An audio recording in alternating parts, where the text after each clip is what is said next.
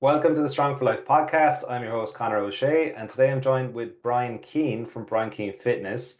Brian is someone I've been following for probably 8 years now. Super impressive guy. He's written 5 books, massive podcast or 2 podcasts, I think close to 700 episodes now, which is wild, and online fitness business, and I think online mentoring as well. So thank you for jumping on today, mate. Appreciate you taking the time. Mate, an absolute pleasure, Connor. As I said, I'm delighted. We said this right before we went on air. You've been so consistent with the content, putting out great stuff for people. So it's great to see it coming back on your side as well. So delighted to be on to have a chat. Great, man. I think a good place to start is like, because from the outside looking in, like lots of success. But heard on a previous podcast you said that you went broke twice. So do you want to tell us a bit more about that? I did. So my backstory, for those who don't know, I was a primary school teacher. That's my qualification, or was my original qualification. I did 4 years undergrad in business and marketing, and then did a year postgraduate, and then walked into my first teaching job in the UK in London. And when I went into my first ever day in a school, a year 3 classroom in West London, I was in front of 30 children in front of me sitting on a carpet, and I thought, oh shit, I don't think I want to be a teacher. I was like, this isn't what I want to do. And to cut a very long story short, the analogy I've used in books is it felt like I'd spent years climbing a ladder only to realize it was up against the wrong wall. And I didn't really know what to do from that point on. I was 24 years of age. I felt a little bit lost. I didn't like what I was doing. I didn't like my job. I'd spent so much time, energy, and money to get to this career, and just felt a little bit like not sure what the next step would be. And I came home that Christmas in 2011, geez, gone back a while now, 2011. I came back that Christmas and I had a big pity party for myself. I was like, I hate my job. I don't like London. Life is crap. What am I going to do? And my mum said to me a line that I've used in several books, several podcasts, that tends to connect heavily with people is, what would you do for free? And that made me think, oh, well, actually, I would work in a gym for free. I would work in fitness for free. I'd love to do something in the health and fitness industry. That's my passion. It's the thing I love doing the most. And I was kind of stuck in this story that if I followed the thing I was passionate about, I would fall out of love with that thing, and then I'd have kind of nothing to live for, which is a very self-limiting narrative and story to fall. But that was my truth at the time. And I thought, okay, I'm going to go back and do something in fitness. And when I got my first qualification, which was a level 2 fitness instructor course, the most basic thing you can get before I went on for sports nutrition, personal training, strength and conditioning, etc., I was like, this is what I'm supposed to be doing. This is my ladder. It's up against the right wall, but I'm at the bottom. And several months later, I decided I'm going to go all in on this. I'm going to see if I can become a one-to-one personal trainer in a gym and make a full-time living doing this. First time it happened, nothing. Crickets, couldn't get any clients, was renting a gym, didn't work. And I thought, right, this isn't going to be my path. I need to scale back a small bit here, reevaluate, recalibrate, figure out what I need to do next. How can I get working as a personal trainer? And I went back teaching. And then several months later, I got another confidence surge. I said, okay, now I've got it. I need to rent a gym. I need to get my business cards. I need to get my logoed kit. Yeah, again, Website. you're nodding here. All the stuff, the complete necessary stuff before I had any clients, Connor. And I inevitably went broke for the second time. The first time I had enough money to pay rent and I was able to go back teaching. So it was broke, but it was broken out. I don't have any disposable income. Like I can still eat. I have a roof over my head. I'm fine. The second time I pumped everything I had, every penny I had into trying to make the business work. And I had the logos, I had the business cards, I had the websites, I had all these things with no clients. And it got to the point after several months when I was paying rent in a gym in Shepherd's Bush in West London. I was paying rent in a West London apartment and I ran out of money. It literally went to zero. And the story I told, which is the God honest truth, because people always think that I make this up in terms of exaggeration, was I didn't have any overdraft. So I didn't have enough money to take out a £10 note. I was below that threshold in my bank and had to go down the back of my couch to get money for the bus so that I could go down to the NatWest Bank in London to take out a loan so that I could pay my rent to live in my house for the next month. And that's when I, at the time, thought I'm done. I'm not meant for fitness. I'm not meant to work as a personal trainer or a coach. I'm just supposed to be a teacher. I'm just supposed to go along to get along. And just by pure luck, I had a girl who was in the classroom beside me in one of the schools I was working as a long-term substitute teacher, preparing for a wedding, who heard I was a personal trainer and was like, "Will you take me as a client? I need to get in shape for my wedding." And I was there. This was 25, 26-year-old me, Connor, or 25-year-old me. And I was like, "No, I don't do that anymore." I was like, "That's not my thing. I don't do that anymore. I'm a teacher." She was like, "Please." I was like, "Okay, well, I'm not going to charge you for it. I'm no good at personal training. I'm no good at it, but I will take you in the gym, or I'll take you in the park for free. If you come down, we'll do some body weight stuff." And over the space of 3 or 4 weeks, she started losing weight and started to get a lot fitter. And she was like, "This is amazing." You know, I was meeting her twice a week in the park, taking her through some squats, some lunges, some burpees, nothing too crazy. And she was like, "Look, I have to start paying you for this." She was like, "You're giving me 2 evenings a week. You're coming down, giving me your time." And she's like, "Look, I'm going to give you £30 each time I come down." And I thought to myself in that moment, okay, I'm not a bad personal trainer. I'm terrible at business. And that's a Yeah. big distinguishment to make. And once I identified the problem, something that I spoke about, it's actually a chapter in the new book, is you can't solve for a problem that you don't have any awareness around. I didn't realize that actually I'm pretty good with people, good at personal training. Fitness was my passion, still is, but I was bad at business. I didn't understand how to lay out programs, how to set up pricing, what the priorities were, what the non-negotiables were. I was spending money on extraneous things to look the part versus being the part. And once I identified that problem, I was able to go to mentors. I was able to read the books. I was able to listen to the podcasts, and they were in their infancy during this time. And that bridged the gap. And then, fast forward 11 years now, third attempt, and we've gone pretty well with it so far. So long may it last. Yeah, it's a very interesting point because do you know Andrew Reid? He's a Yeah. Australian personal Hmm. trainer. I Yeah. had him on my podcast twice now. Really interesting guy. He's been coaching for like 30 plus years. And he was saying basically fitness is like small business statistics in Australia anyway. So there's an 80% dropout rate in the first 5 years. So you kind of have a revolving door of everyone. 80% of the coaches have less than 5 years experience, pretty largely because of the reasons you just outlined. So I think that might be an interesting place maybe to go into in a bit more Mhm. detail now is yeah, how do you help coaches kind of get through that? Because as you said, like I've done the exact same thing, like get my website sorted, I'll get all this stuff sorted and I don't have any clients to give it to or to use it with. So what would be some advice for coaches who are maybe going through that right now? Similar to what I mentioned earlier, you can't solve for a problem you have no awareness around. So you need to figure out what's the problem. The analogy that I use for coaches that are in fitness and health and wellness is the strategy you use for somebody that needs to lose weight is different than somebody that wants to build muscle or get fitter or improve their performance. They're both fitness goals, but they're different and your approach is going to be different. If you're a online coach, a personal trainer, a physiotherapist, you work in mobility, you work in flexibility, you work in body composition, and you're good at your craft, but you don't understand the business side, it means you need to educate yourself on the business side. Conversely, you might be early on in your journey and not very good at your craft. That adage that every master was once a disaster is so true when it comes to your craft as a coach, as a trainer, etc. So you need to first identify where are my gaps in the knowledge, because I'll work with businesses and some of them, and the majority, to be fair, are where I was. They're good at their craft. They just didn't know how to set up and structure their business. There are others who are early on in their journey who just don't have the confidence around what they do. They're not sure how to structure programs. They're not sure how to work with people. They're not sure how they should be checking in. And they've got gaps in their knowledge around specific pain points with mobility, with flexibility, with calorie deficits, with building muscle and hypertrophy. You have to fill in the gaps in your knowledge. The beauty of 2025 and beyond is there's so much information. It's a catch 22, but there's so much information out there that is free that would bridge the gap in your knowledge, whether that is biomechanics, flexibility, mobility, body compositional change, or marketing, lead generation, the business model, where your leads are coming from, speaking the language of the platforms for social media and how to communicate your message, how to structure a video with a hook and a main part and a call to action. All these things are out there. Now, the catch 22 is there's a little bit of starved for signal, drowning in the noise, starved for knowledge, drowning in information.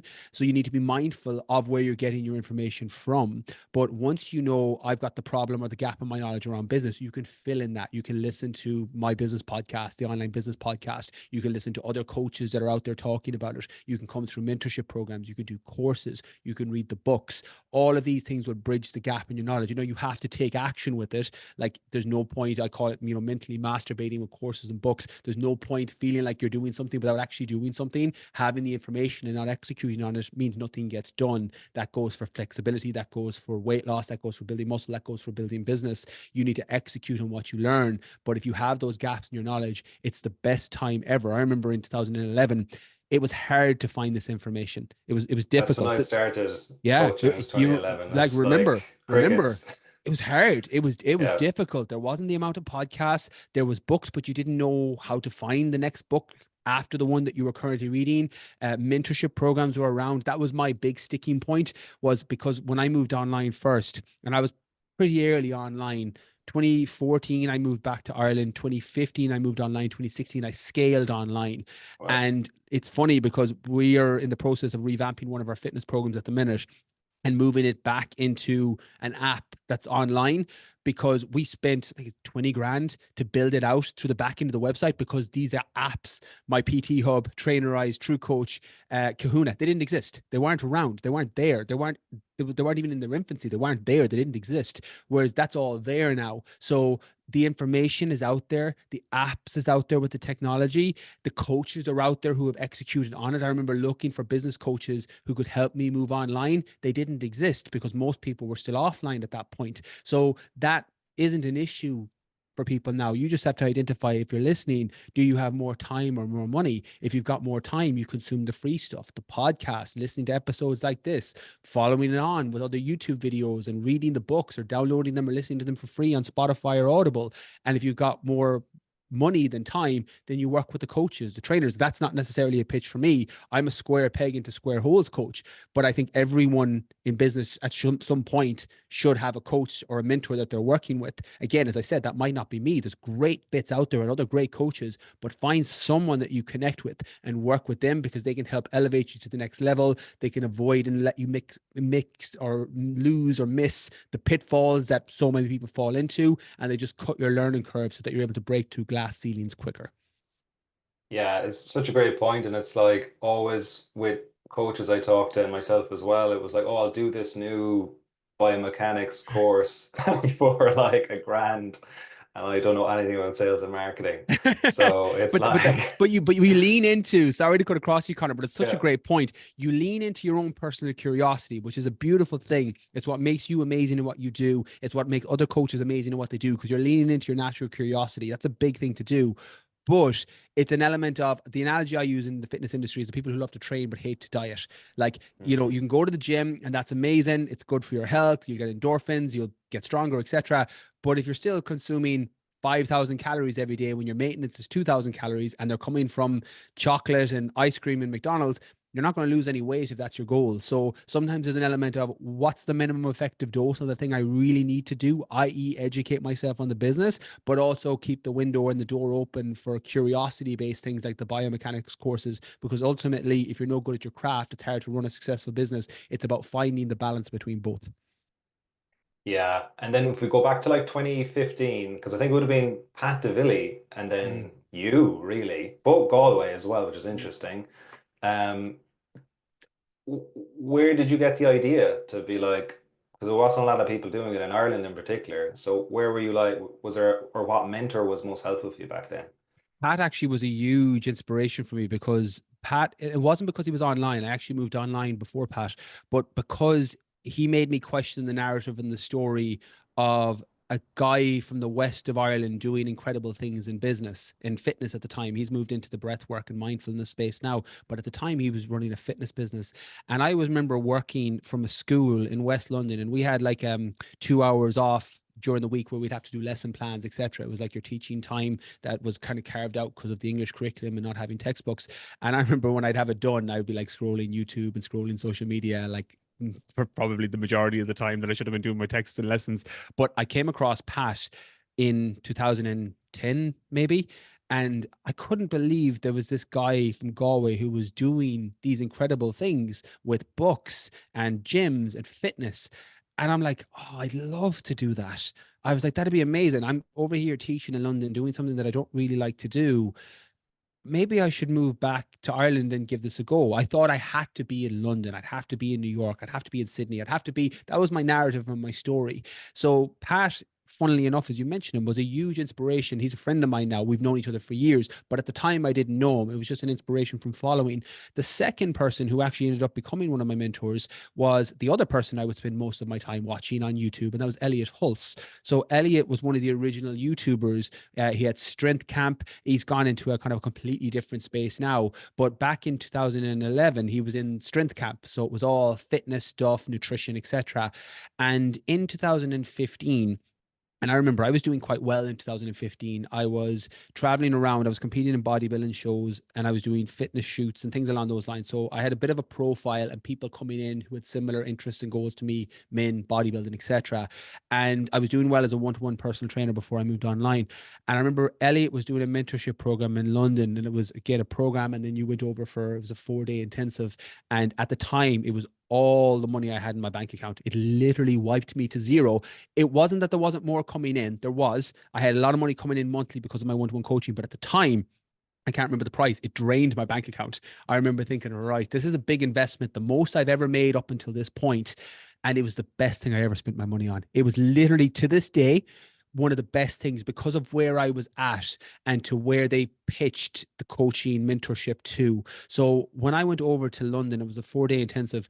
It was like I had a 95% loading bar for everything I was doing, but I couldn't get the last 5%. I couldn't quite figure out how to make the jump online. I couldn't quite figure out how to grow social the right way. I couldn't quite figure out how to serve people in a small group online capacity. These were things that they went through during those 4 days. And as if somebody just went from 95 to 100% on the loading bar, I went, oh my God.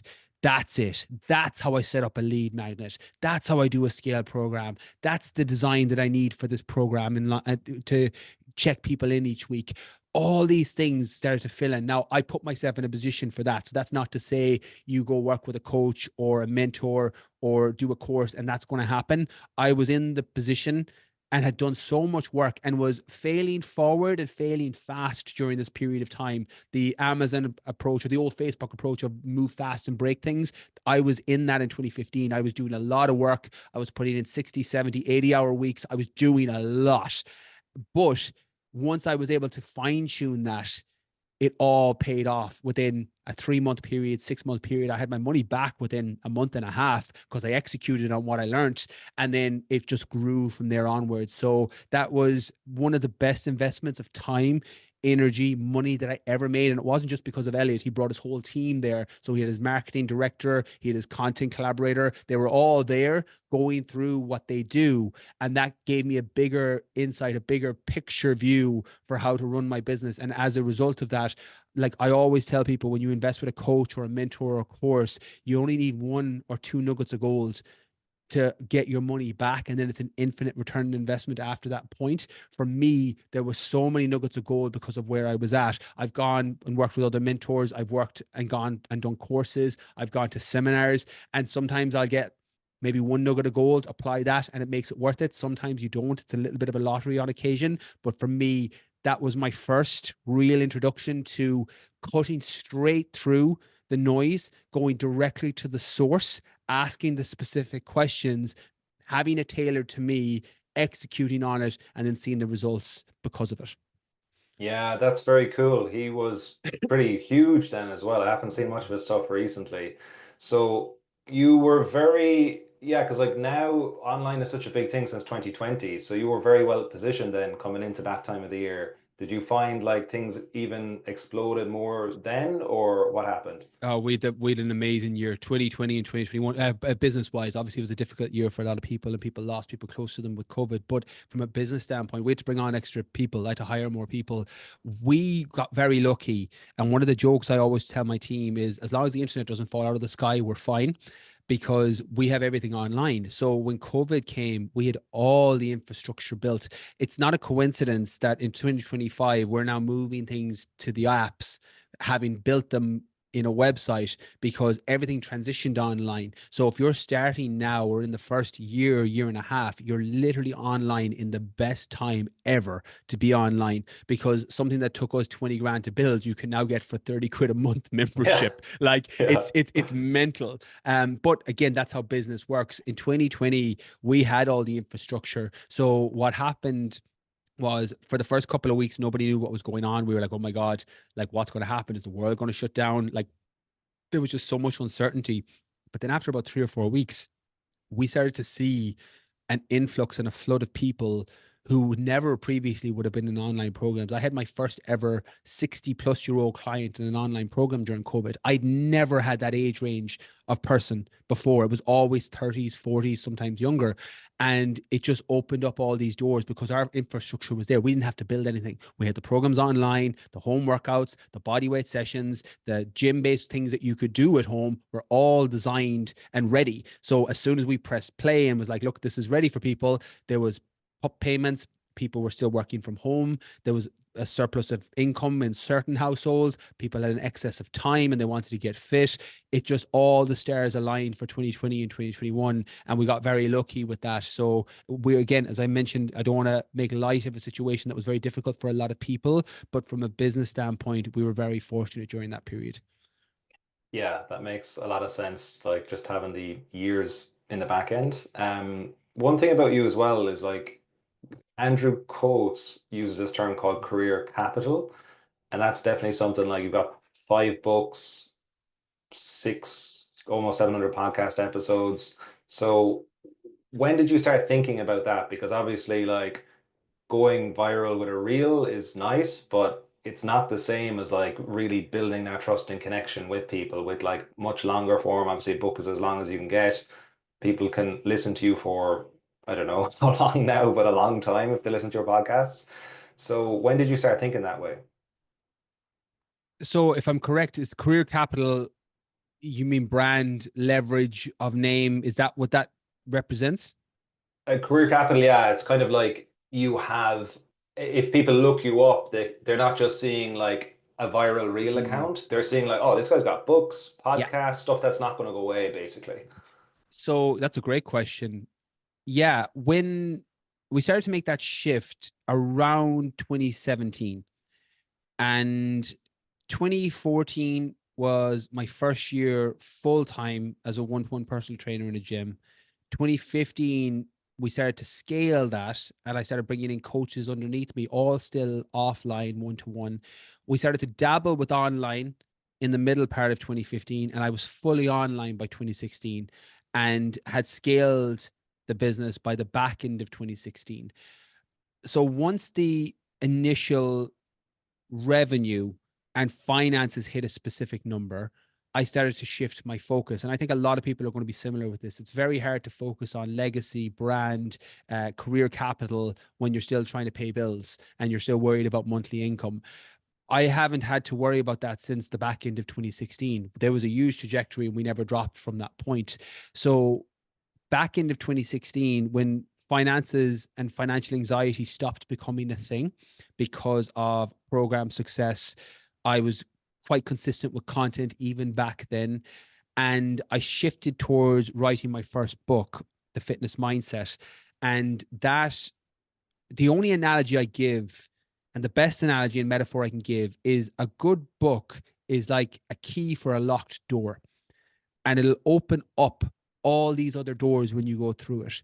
And that's what happened with the first book. It also did very well, a lot better than I ever dreamed. That book has sold, I think, nearly 400,000 copies now at the time of recording. And because of that, it made me focus more on the long-term picture, on being building a brand, building a name, and understanding the concept that reputation takes years to build and seconds to destroy. That was something that really landed with me and has been a brain tattoo in my business for the better part of a decade now.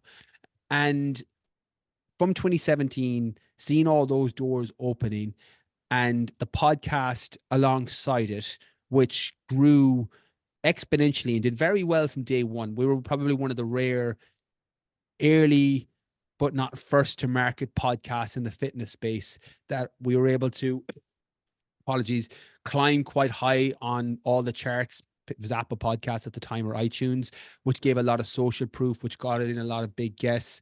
And because of the consistency of that, the online or the Brian Keane podcast, not the online business podcast, that was out every Monday, weekly, Christmas Day, Stephen's Day, Boxing Day, New Year's Day, middle of April, middle of June. If it was a Monday, the podcast came out. That consistency allowed us to build up a listenership where we now have one of the top 0.5% podcasts in the entire world when it comes to monthly downloads. Wow. A lot of that is down to consistency, a bit of first mover advantage. We were early, but also consistency with it. And because of that, it started to shift and open up more doors because it wasn't just the short form stuff. Like, I hate short form content. I'm very vocal on my business podcast. I do it. It's part of the wave that you have to catch, but I hate short form content. Hate it. It's the only time in the history of social where I dislike creating content for the platform. Now we batch it. I do 12 videos with my videographer, 2 hours a month. He edits them, sends them, we upload them. So I have a strategy in place, a minimum effective dose around doing the things similar to what I talked about earlier with learning about the business. What's the minimum effective dose to keep this ticking over that I can stick to, but I don't want to blow my brains out because of. And that's how I feel with social. Podcasting, I love to do, and long form conversations like this or on my show, I love to do. Book writing, although I find writing books quite challenging, I love having written because it opens up doors. It helps people. I had a call yesterday with a guy who's like, I'm listening to your book for the 5th time, Rewire Your Mindset. He was like, my brain was broken before I found your book. And like, I was literally like on a call. He wanted to sign up for the one-to-one online fitness coaching. And like, I was nearly in tears hearing his story. And there are things that books can do. So because of it, you end up shifting automatically into more of a legacy-based, bigger picture, capital, career capital by proxy. It's the same as when you have a beginner going to the gym. You'd know this more from the flexibility and mobility side, but a beginner going to the gym who can't run on a treadmill for more than 2 minutes and then are able to run a kilometer. And then they're like, actually, I might do a couch to 5K. And then they go, well, actually, I'll do a 10K. And that 10K turns into a half marathon. And before you know it, over 2 years, they've done a full marathon. The goal and the bar moves as you start to progress down the line. So it wasn't a case of I set up in 2012 or 2014 when I moved back to Ireland. I was like, I'm going to be this best-selling author, big podcast, all these things. It was, I just want to be able to pay my bills and not have to worry about money. And then when that problem went away, it moved into, okay, how can I serve more people? And then as I learned to scale and serve more people, it was, how can I create more legacy and serve people in a more meaningful way, talking about the mindset and the things that are holding them back versus just calories and nutrition and fitness and training. And it was all a very natural progression. So it kind of reminds me of the Martin Luther King quote that you don't need to see the whole stairwell before you take the first step, because it becomes clearer as you keep going through. Very nice. Nice quote to finish on there. The relentless consistency would be a big thing with you. Like, you're just all like podcasts are just there all the time, content, everything. So like, what have you developed from like systems, habits, routines to make this something that kind of never stops? It seems like a machine. I love that. That's a great question because I'm a big systems guy. I'm a big systems over willpower person when it comes to most areas in life, but particularly for business. I have a few things that I apply in business. I regularly reevaluate how I'm spending my time and if I'm being busier versus being productive. That's a big first hand filter for me because running your own business, having a team, or just being self-employed, there's so much to do all the time. You know this: programs, coaching, content online, replying to DMs, replying to messages. There's a million things to do.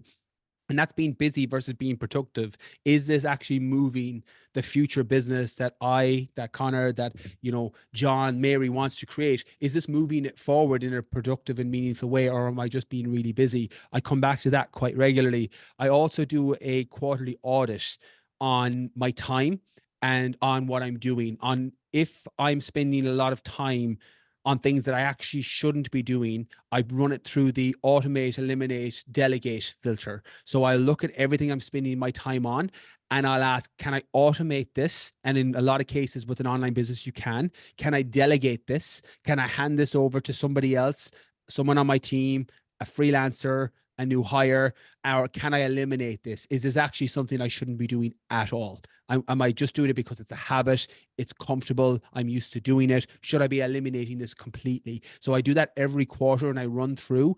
And I also am a big fan of batching things. So we're recording this on a Thursday. I generally don't do standalone podcasts on a single day, but just the way we know each other, we've been following each other on Instagram, like it's different here. But generally, I will batch all my podcasts that I'm appearing on in one day. So I could be on 7, 8 podcasts in a day, and I'll just go bang, bang, bang, bang, bang, bang, bang, all the way through until they're done. And similar when I'm recording for my show, I'll try and get multiple days where I'll batch it together. On my Tuesdays and Wednesdays, I always tell people that I have busy days, not a busy life.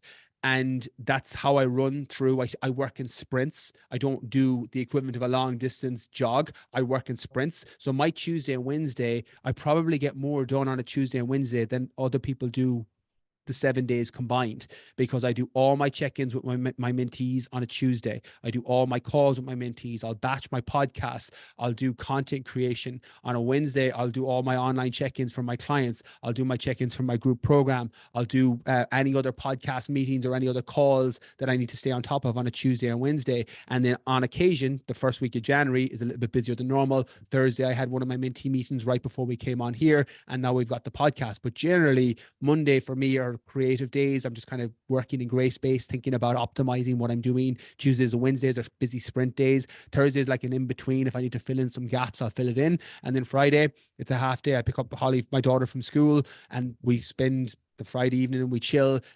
And then I switch off. I'm gone. I'm off weekends. Unless I'm working at an event or speaking at an event, I don't look at my phone. I'm not on social. A lot of the times if stuff's getting uploaded at the weekend, it's not even me, it's my team. And I try to stay off it so that I'm able to be fresh when I come back on Monday. So although it looks like from the outside, like I'm getting a lot done, and to be honest, I am. I run 2 businesses. I've got a fitness business with a small team, and I've got my mentorship, my business consulting. I've got my podcast. I've got the books. I've got all these things. But a lot of what I do, and this is just me offering my truth so people can connect with it if it's relevant for them, is I try and leverage my time as best as possible, because time is the non-renewable resource. I'm very, very militant of my time. I also go into seasons of no. Like we're recording this podcast today. I'm recording another podcast with Gavin Mean and a friend of mine that I went to college with in 2 weeks' time. And then that's it until March. I'm no to every other podcast. I'm in a season of no because I'm working and focusing on other things. I'm in a season of no with clients. My one-to-one programs are full. My mentorship is full at the minute, so people can apply to waiting list. But I'm in a season of no because it's getting that time back, recalibrating, focusing on family, spending time with my partner, spending time with my loved ones, and recalibrating a small bit. And then in March, April, May, when I feel a call for it again, I'll start going back and pressing play on yes, and going back on interviews and taking on more clients and working in different seasons. I'm all about building a business that I don't want to retire from. And I need a longevity protocol and strategy. Like I'm somebody that wants to live to 100 years of age, but doing that in the business equivalent. So I build the systems in place today that my future self in 50 years will thank me for. I love it, man. That's very inspirational. So definitely something for me to look at, because I think that's a double-edged sword with social media. It's just so addictive, and the fact that you finish it at a half day on Fridays and take the weekend off is great. Um, with the podcast, like, yeah, I think it was 670 episodes total or something that you've published anyway. Were there any specific interviews that you were like blown away, like that person was just so impressive, or the conversation, or anything like that? It happens a lot, Connor. Yeah, it happens a lot. Weirdly, there's an availability bias here because it's the most recent one. But I had Kathy Heller on, who has one of the top spiritual podcasts in the world with 50 million plus downloads. She's had Matthew McConaughey on there, Rainn Wilson. She's big in the Hollywood scene. She wrote the soundtrack for things like One Tree Hill, Dawson's Creek, etc. So she's big in that space and is a big spiritual manifestation person. That podcast was one of my favorite of all the episodes I've ever recorded. I loved it. She was incredible. She made me think about things I hadn't previously thought about. And normally, because I do a lot of research before a podcast, I normally have a good idea what the guest is going to come out and how they're going to answer a question. Sometimes it catches me off guard in a good way and sometimes in a bad way, but I normally know what they're going to say because I've done a lot of preemptive work. I've read the books, etc. She went in conversation in directions that I didn't expect, and I got a lot from that. Outside of it, what one of the reasons that even if I didn't have a big podcast, I would keep it is it makes me one a better coach, and to a cliche, and I sound like a twat when I say it, but it also makes you a better person because it makes you question your best loved belief about things, because you're talking to people who either have similar opinions and word it in a different way, or have opposite opinions to what you think about with nutrition, with training, with fitness, with mindset, with life, with relationships. And it makes you question some of the held beliefs and narratives and stories that you have in your own head, because we get so caught up with thinking a certain way and then the false consensus bias of, well, I think this way, everyone should think this way. And you don't realize that actually your narratives and stories are just the dialogue that you've had repeated to yourself. And if you repeat yourself enough things over and over again, they become a belief system to you. Having conversations on the podcast challenges that, and it makes me question that. And I think it makes me a more well-rounded person. I think, again, I'm sure people that meet me might argue different, be like, oh, Brian the twat. But for me, it feels like I've become more well-rounded and better able to put myself in other people's positions and shoes and empathize with their starting points.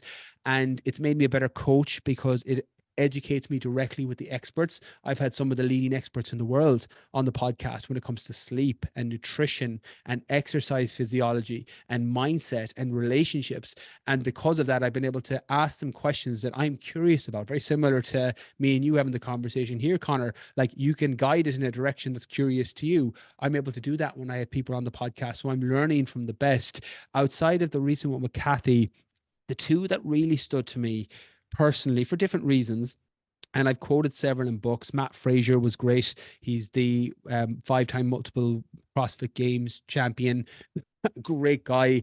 I quoted him in the new book, Rewriting Your Story, about leaving it all on the field and what life would look like if you had no regrets. So I've been able to pull great content from conversations with influential and inspiring people. But the two that I loved probably the most is actually three. One was The Body Coach, when I had Joe Wicks on, partly because Joe was killing it during the period of time. It was in 2019. And my podcast was big, but it wasn't as big as it is now, where it would make sense for Joe to come on now because of the numbers. But at the time, it was him going, you seem nice. This will help your podcast. I'm going to come on. And I thought, fucking hell, that is so sound. Like, I remember just being like, that's just, and he was so nice.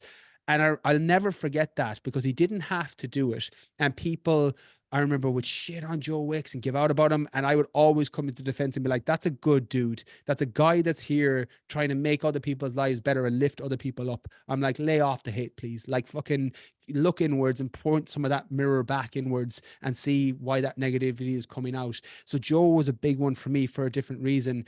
I had Robin Sharma on the podcast, who wrote The Monk Who Sold His Ferrari, amongst other books. And I love Robin. Robin was one of those. And the reason I got so much from the podcast was they say never meet your heroes. And Robin was as close to a hero to me. He's somebody I massively looked up to. I'd read all of his books, and I was really nervous before that podcast, really, really nervous. And not only was he an incredible human being, he was so nice. He was so genuine, but he gave me such beautiful compliments on the episode because I'd done my research. I reread the books before the conversation. He was like, he goes, you are just a fantastic host. And he's like, you've done your homework. You're asking tremendous questions. And he said all this live on the podcast. And I remember thinking, fuck, I'm on the right path here. Podcasting is something that I need to keep doing and do more of. I knew that anyway, but it just re-emphasized it. So Robin was huge. And then probably the third one, which is a bit of a left field one, was when I had Ethan Suplee on. And Ethan's a Hollywood actor, tremendous weight loss story. But I grew up, and I'm 37. I was 37 in December. I grew up watching Ethan's movies. I grew up watching, he was on Boy Meets World. I grew up watching American History X, The Butterfly Effect, watching all these shows. And he reached out his team to have me on his podcast, American Glutton, which is one of the biggest podcasts, health podcasts in the US. And we had a great conversation on there. And then I was connected with him. I was like, look, do you want to come on my show? I've got a pretty big show. Do you want to come on? And he came on and we just had a beautiful conversation. So it was like a one back and forth because I was on his on mine. They're probably the biggest ones. And that's not to discredit or disregard some of the other fantastic guests that I've had, but there was just certain conversations that met me where I was at a stage in my life when I felt like going one direction, and it either veered me back on track or made me realize this is the right path. Keep this ladder against this wall and keep climbing. So they're the ones I think I got disproportionate benefit from. So they lean out as potential favorites, but there's other episodes out there that people will love more, that I connect with more. And again, I'm sure there's 100 there that are transformative in terms of what they did for my life that I just can't think of off the top of my head. Yeah, I think it's a real cheat code, like for even if you're not wanting to build a huge podcast or become a podcaster, you can just have a podcast about whatever niche that you're into. And then people who are experts who you probably have to pay a lot of money to hire will just be like, yeah, I'll come on and talk about my topic, and you can just learn for free. Like it's pretty amazing. Oh, they become therapy sessions. I've had like some leading psychologists in the world of like grief and relationships and trauma on the podcast, and they just basically become therapy sessions where I'm like, well, this saved me £1,000 for the hour, So and people tend to love those episodes because they're kind of raw, they're authentic. But yeah, again, very grateful for them and the doors that the podcast opens with conversations with amazing people that you just wouldn't get to speak to otherwise. Have you done any in person? We're doing more. We're doing more in person. The next two I have going out next week with Rebecca Holland and Mark Fennell were both in person. Historically, we haven't, but the goal for 2025 is to do more in person because one, the conversation is different. It flows differently when you're in the room with the person. Two, we have the studio, the Primal Studio in Dublin is a great facility. Dan is Oh yeah. great at organizing that. He's fantastic. So now we have a place where we can do it. But three, historically, a lot of my guests haven't always been Irish. So it's very difficult to organize conversations with people who are in the UK, Australia, New Zealand, America, North America on the podcast. So we've done 99% of them remotely, but the plan and the goal for 2025, when possible, is to do more in person. Yeah, I think it's definitely, but obviously if you're in Austin or LA or New York, you're going to have much more access to people. One thing I've noticed as well in a lot of your episodes, there is more of a shift to like therapy, trauma, all these types of topics. When did you start shifting that way? And I know you said about like doing therapy yourself as well. Like what kind of brought on that up for you, if anything? Combination of when you get to 300 episodes of a show that's a fitness show, there's only so much more you can say about nutrition, about training, about sleep that people haven't heard to death. So part of the reason was in 2021, I was at a crossroads with the podcast where I actually toyed with packing it in. I was like, I think it might be finished because yes, it's growing and it was growing month on month still at that point. But I felt like I had exhausted everything that I could talk about with nutrition and fitness. And it's segued and sandwiched in with my own personal journey of therapy, trauma work, soul searching, spirituality, for the lack of a better term, like trying to make meaning of what can feel like a meaningless existence at times without being too nihilistic. But I was going through that period during 2021. It's off the back of COVID. You are connected with a lot of people, a lot of self-evaluation, and I didn't escape with alcohol and drugs and stuff during this period. I got very introspective and was thinking, well, what do I want to do next? What's next with life? And I thought, well, I'll give this a run. I'll see if having these conversations on the podcast connect and resonate. And at the initial phase of talking with more psychologists, people in trauma, people in mindset, self-sabotage, etc., there was a little bit of a pushback that people were like, this is a fitness podcast. What the fuck are you doing talking about these topics? And I would always politely reply because the feedback was always helpful for me. I'm like, look, this is something I'm trialing. I'm going to experiment with this. I'm going to see if it works. And if it doesn't, we'll either go back to fitness or we'll cut the podcast. But because it was very authentic for me, as you could probably gather when you listen to those episodes, they're very connected directly to me. It started to find either a new audience or old audience members who were on a new journey in terms of the priority of what they were trying to work through in their life. And again, it started to grow and started to do well. And it's possibly the reason, Connor, why I've kept it, because now there's a wider scope of what we can cover. And I still love talking about nutrition, fitness, exercise. Like, they're my passion. I love talking about these things. But because now I can bring on a relationship expert, or I can bring on a dating coach, or I can bring on someone to talk about longevity in the science, or I can bring on somebody that's going to talk about trauma and the difference between little T and big T trauma, that is now opened up more possibilities for potential guests.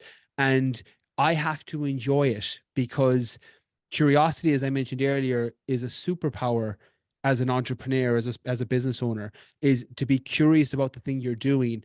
And for me, with fitness, it's not that I couldn't learn more. You can always learn more in a space, but after a certain level, it's a marginal gain. You know, calories, macros, training, biomechanics, muscle training, programming, etc. There's not too much more outside of the basics. But when you go into the mindset, the relationships, the wealth, I've had Ask Paul was on talking about financial Oh yeah, health, which yeah, yeah. great He's episode, great. and one of the Yeah. most downloaded episodes of that year. Like, so being able to talk about all these other things has given longevity to the show, but it also means it's more well-rounded. And indirectly, and I didn't realize this would be a side benefit, I end up getting really good one-to-one clients, either in business coaching as mentors or mentorships, or in one-to-one fitness coaching, because I get people who are quite well-rounded. They have consumed normally a lot of podcast episodes, and there's a vibe instantly because they have gone through some of the same struggles or similar struggles. And as a result, it makes my work feel more fulfilling. So although it was a bit of a gamble in 2021 to make a transitional change, 4 years later, it was something that has reaped benefits in a whole host of different ways. Yeah, and I guess it's you're attracting more of the people know what you're about as Mm, well. So it's you're kind of bringing and you're pushing people away as well, of course. 100%. Um, I think also like in fitness, sometimes it's very like just eat less, move Mm, more. It's very simple. And then if there is this kind of vic or self-sabotage behaviors, it's sometimes that's maybe automatic or the person, like you kind of said earlier, you need to become aware of the issue first when you can start fixing it. So mm. it's I think a good level of awareness to have getting exposure to different practitioners. I want to just shift gears I know we only have like 5 minutes left maybe, Yeah, but we got 10. I've got a hard cut off uh, thing because I following practicing what I preach. I've got deep tissue and dry needling after this. yeah, yeah, yeah. Just for people who, from a fitness standpoint, because you're a fitness expert, we're in January. A lot of people are wanting to make a change now. So you've trained a lot of people. Like, how many people would you say have gone through your programs over the last like 10 years? Oh, thousands. So, what would be the number one mistake you have kind of seen come up repeatedly, if there was one? Too many changes too soon is the most common one. It's the most applicable for January as well. That people think that you can't boil the ocean. You don't need to make a million changes at once to get results. You need to make small, seemingly insignificant changes that you can stick to over periods of time that lead to transformational results over a longer period. Once people get that in their head and really feel it, that you don't need to go from 0 days in the gym to 7. And if you're training 3 days a week and you push it to 4, that's a big improvement in terms of, strength, potentially burning more calories if it's a weight loss or fat loss goal, changing your breakfast as opposed to revamping your whole nutrition in one go. Like, there are type A people who can make all those changes if they've got the capacity, i.e., they don't have a stressful job, they're single or in a good relationship where they feel supported. They can make all these changes at once. Most people don't have that capacity. And as a result, making too many changes too soon normally is a recipe for failure. Something I tell people in January is if you can't stick to your nutrition or your training the first week of June, don't start at the first week of January. And that tends to be good advice all the way through. Great. And then let's just say someone is listening and they want like 4 habits, so one habit a quarter to double down on that you think would be like across the board, most people are going to really benefit from this if they can stick to it, or they're going to be beneficial habits, what would it be? Fitness wise or life in general? Well, it's a fitness goal, but it can be any type of habit. Okay, sleep would be the number one. Um, I think if you're going by quarters, focusing on your sleep, like sleep is a real force multiplier. I think it's the Marines that talk about true force multipliers. What's the one thing that impacts everything else in a positive way? Sleep will balance hormones. It'll help with food cravings. It'll help with energy for output for training. It'll help with mood, etc. I would focus on sleep, getting quality sleep versus quantity of sleep. I've had Nick Littlehales on the podcast. He used to be Cristiano Ronaldo's sleep coach.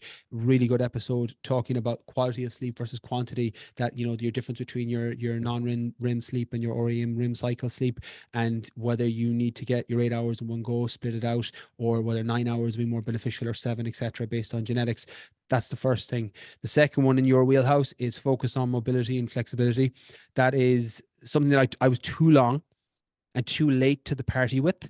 That I was probably 27, probably 10 years ago, when I started to look at my mobility, my flexibility, doing regular deep tissue, doing regular releasing work, mobility work, partly because I wasn't getting injuries, but I was getting tight and it was negatively impacting my sessions. And what I didn't know then was that was the canary in the coal mine for future injuries, that tightness, that restriction, that not being able to feel a proper pump because I was just a tightness in my chest or rotator cuff or a pain or inflammation in that region. I started to double down on that more in my 30s because it allows me to train arguably harder now than I did a decade ago. So building in flexibility, mobility, you've got loads of these. So again, I'm preaching to the converted here with people listening, building that in as part of your routine. The third one then, which will build on top of that, is having strength work. And if you're a cardio person and you love to run, you love to bike, you love to swim, that's amazing. It's good for your heart health. It can increase your, biomarkers for all decreasing all cause of mortality when it comes to different diseases you'll get, etc. But don't neglect or sleep on your strength work, your deadlifts, bench press, overhead press, pull-ups, the movement patterns, the compound multi-joint exercises that will your future self in 40 years will thank you for doing, so you don't fall and trip down the stairs because of a muscle imbalance, or you're able to tie your shoe when you're 60 years old because you've done the flexibility combined with the strength work. That's the third thing. The fourth then is, it's a little bit of a tricky one because I hate offering nutritional advice without context of an individual, but general rule of thumb is try and reduce back your processed, particularly your ultra processed foods if you can. And I have a little bit of a love-hate relationship with this because you have people saying cut out sugar, cut out all ultra processed foods. The danger is really in the dose. There's a genetic component to that. There's a microbiome issue. There's an underlying issue that people need to consider. It's not a one size fits all, although the majority of people will benefit more from eating whole nutrient dense foods versus ultra processed foods and high sugar foods. But minimizing it or reducing it back can be really helpful. Although my historical nutritional protocol has been what can we add in, not what do we take away, is my professional coach and my professional mode of working with people.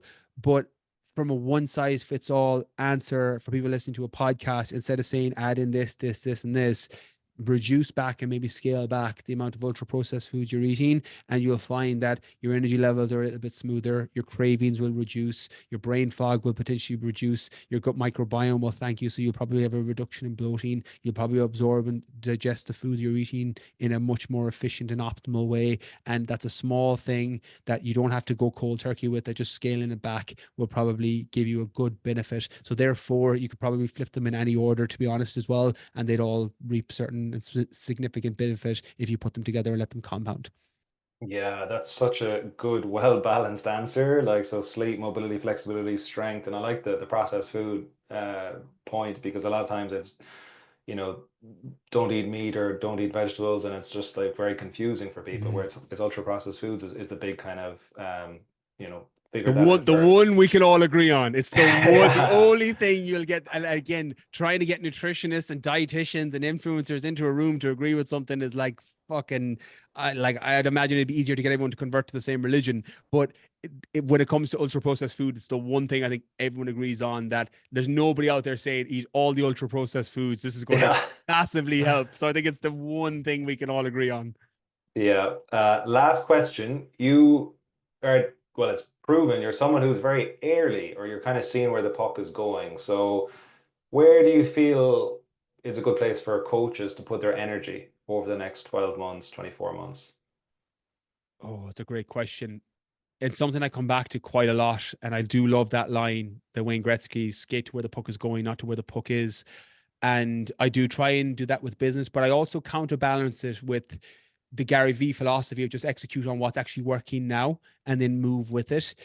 When I think of 12 months from now, I see 100% the online space continue to grow. This is something that a post-COVID world has just opened up doors, and people are considering coaching programs online who never considered that as an option before. Every year that passes from 2020 onwards, this is becoming more pronounced. Also, because of the apps and the websites that have been developed, it's easier than ever for a coach to potentially work with people online. I have a little bit of a left field answer, and I think this might be longer than a year, possibly in the next 3 or 4 years. And it's a controversial thing to say because I love my tracking fitness devices, Whoop, Garmin, etc. I think we're going to scale back away towards a more intuitive approach. I think we tend to, in the fitness industry, over index on things and then eventually find balance and harmony. I with fitness devices, and I love them. I love tracking data. I love my Whoop. I love my Garmin, but people put everything into them. And I've literally had clients who are like, oh, I woke up feeling amazing today, but my Whoop says I'm on red. And I'm like, Yes. you feel amazing though. I'm like, go fucking train. I was like, and then on another day, they're like, my Whoop's on green, but I feel like I've been hit by a bus. I'm like, okay, well, then don't train today. So I think we've over indexed, and that's not to disregard, as I mentioned, I love these devices and they're really useful for people who have become out of tune with their body to have a device that tells them you're actually potentially feeling this way, but you have to use a biological check-in with how do I feel? Does this match up with the device?